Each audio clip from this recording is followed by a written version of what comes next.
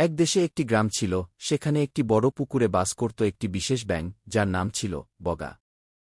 গ্রামের সকলেই তার কথা শুনতে খুব ভালোবাসত, কিন্তু কিছু দুষ্টু বাচ্চা ছিল, যারা সবসময় তাকে বিরক্ত করত।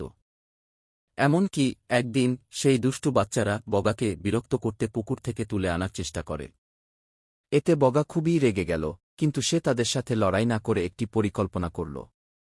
সে গ্রামের বাইরে একটি পুরানো বইয়ের দোকানে গেল এবং সেখানে একটি দানবের গল্পের বই খুঁজে পেল। বগা সেই গল্পটি দুষ্টু বাচ্চাদের সামনে পড়ে শোনাল। গল্পটি ছিল একটি ভয়ঙ্কর দানবের, যে রাতে বেরিয়ে এসে দুষ্টু বাচ্চাদের শাস্তি দিত।